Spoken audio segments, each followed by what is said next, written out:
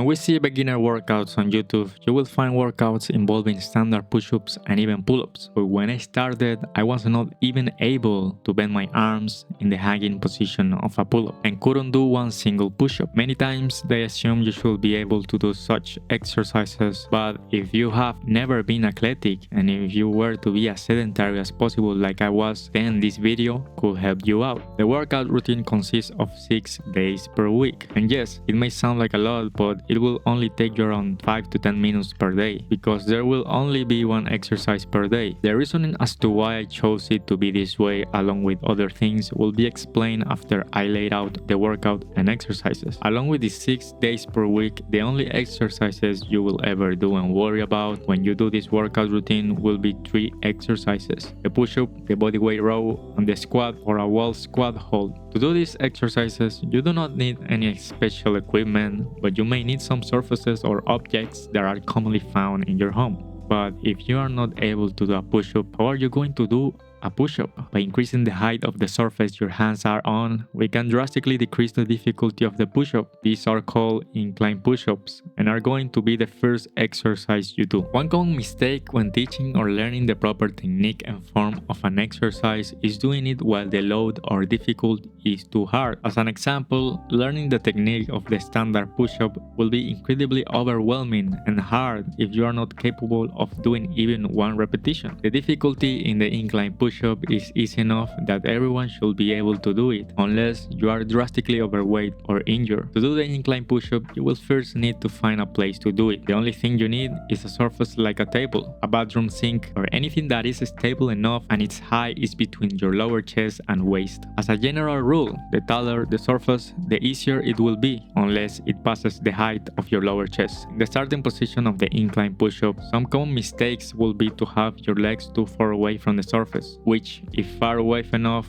could make the exercise a tricep extension. If your legs are too close, then all tension of the exercise will disappear. A good way to prevent your legs from going too far away is to make sure your chest is touching the surface in each repetition. Once you find the surface, make sure you have a shirt or something to cover the surface. That way, it is more comfortable to hold the surface. Arms on shoulder width. Make sure your body is straight from your head to your feet and go down. As you go down, your elbows will bend, and as your chest gets closer to the surface, your elbows should go backwards. As you go down, make sure your elbows are not so close to your lats or your shoulders. Once your chest reaches the surface, push and you will end the repetition. Each repetition should take at least 1 second, but not more than 2 seconds. The incline push-up will work your chest, triceps, and shoulders. Maybe a bit of your abs and lower back depending how new you are to exercising. The second exercise in this routine is the incline makeshift bodyweight row. I just invented it. To do a bodyweight row, you will need to find a door frame and you will also need some sort of metal tube or stick that is long enough and strong enough so it can resist your body weight. Go to the side of the door and the opposite side should be free to place the metal tube. You need to be careful because if the stick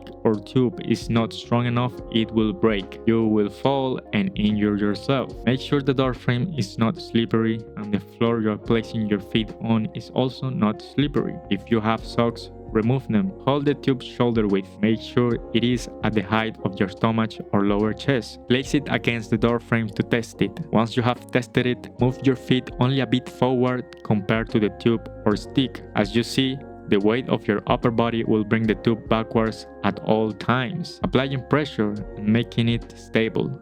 It will not fall. Once you are in a starting position, make sure your chest is out and all you have to do now is to pull. The closer your elbows are to your lats, the better. Your lower chest or stomach side should touch the bar when you are pulling. Make sure your knees are slightly bent for stability. Never do this exercise with a fast tempo. If you do it fast, you will fall because you will lose tension and the bar will lose stability and pressure. If you are really overweight, ignore this exercise or find the strongest metal tube you could find. You can always switch this exercise with a dumbbell row if you so happen to have a dumbbell. As you notice, in the same way of the incline push-up, this bodyweight row also has our body incline which makes it really easy and friendly. This will work your middle and lower traps, your rotator cuffs, and your lats. The last exercise is the wall squat hold. Go to a wall and place your back against it. As you go down, the closer your hips are to the height of your knees, the harder it will be. Hold as long as you can. Every exercise should be 4 sets, as many repetitions you can per set, or in the case of a squat hold, a maximum time per set. This means that if in the past month you could do 20 reps, if you are stronger now, you should increase those reps per set to 25. If you do not know what a set is, then let me explain. A set is a way to group a group of repetitions. Commonly, if you do 10 repetitions per set, it means that you do 10 times an exercise in a row,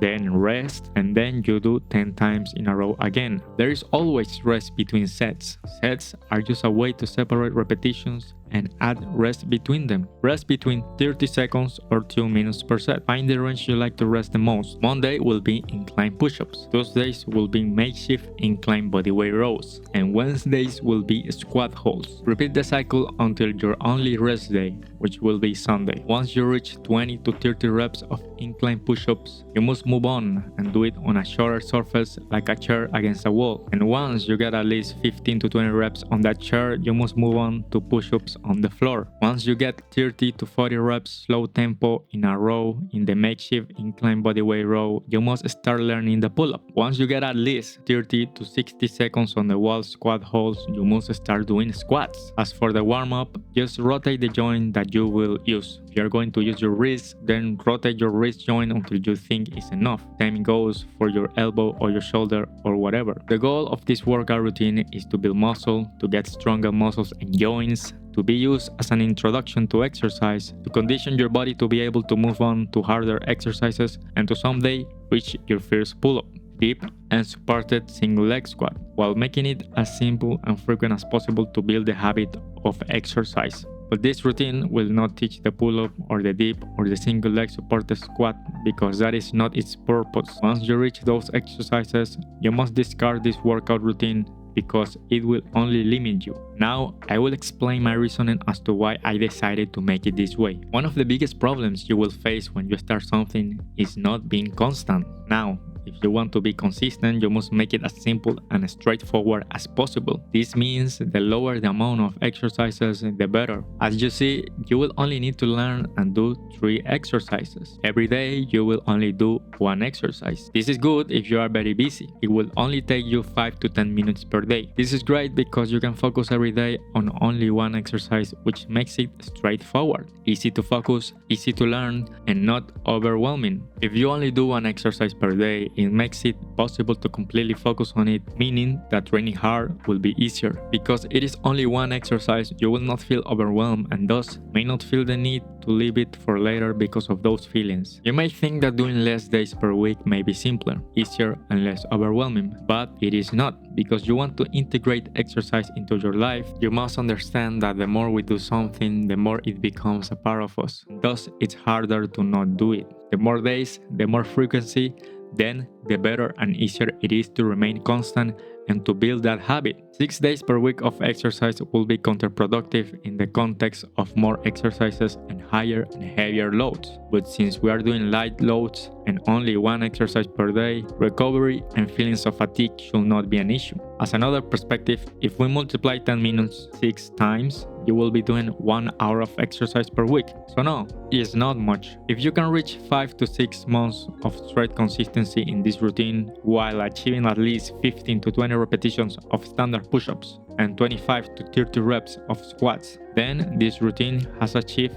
its purpose. I made this routine with my past self in mind, the 13-year-old anxiety-ridden kid who was overwhelmed by everything. I do not believe I could hop on to a gym right away and be constant, which is one of the most important things. The minimalism of this routine, not only exercise-wise but also equipment-wise, makes this routine impossible to say no to, and it is excuse-proof. You do not need anything that is not in your home. You do not need money to start. Even if you do not have a metal tube, you could just skip that day. You only need 10 minutes every day and a good attitude. So start now and worry about the progress when you can say proudly that you can be constant for 6 months straight.